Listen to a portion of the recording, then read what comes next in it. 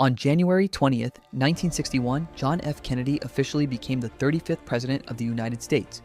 Standing proudly beside him, Jacqueline Kennedy became America's new First Lady at just 31 years old.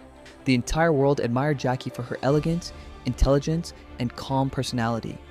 Newspapers across the globe called her one of the most graceful First Ladies in American history. But Jackie wanted to leave a legacy beyond fashion. She launched a massive restoration project to preserve the White House, filling it with historic American furniture, paintings, and priceless artifacts. In 1962, she welcomed millions of Americans into the White House through a televised tour. The program became one of the most watched television events of its time, earning Jackie enormous respect across the nation. Meanwhile, President Kennedy faced some of the Cold War's greatest challenges, including the Cuban Missile Crisis.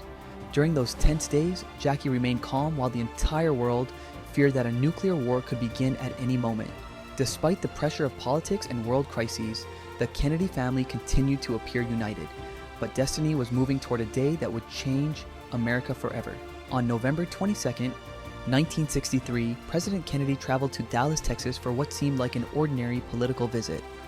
No one knew that within hours, history would witness one of its darkest moments.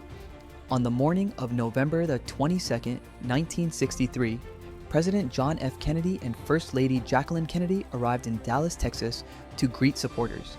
Thousands of people lined the streets, waving flags and cheering as the presidential motorcade passed through the city.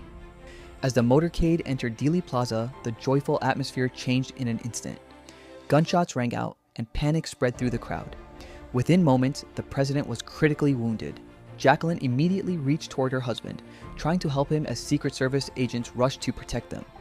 The limousine sped toward Parkland Memorial Hospital, where doctors fought desperately to save the president. Despite every effort, President John F. Kennedy was pronounced dead that afternoon at the age of 46. The news shocked not only America, but the entire world. Only a short time later, aboard Air Force One, Vice President Lyndon B. Johnson took the presidential oath.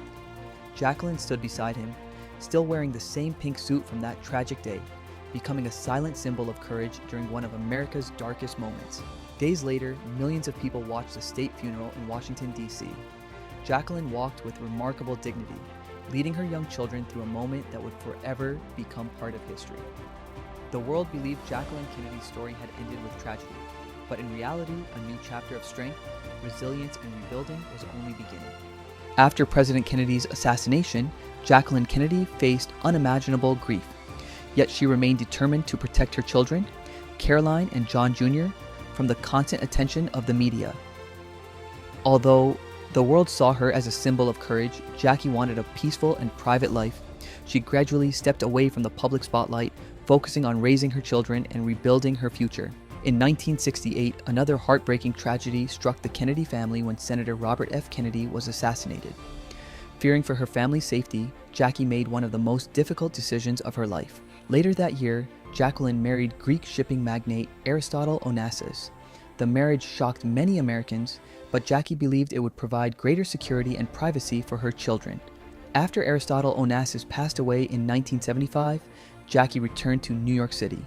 Instead of living only as a former First Lady, she built a successful career as a book editor, earning respect through her own work. For the rest of her life, Jacqueline Kennedy remained a symbol of elegance, resilience, and quiet strength.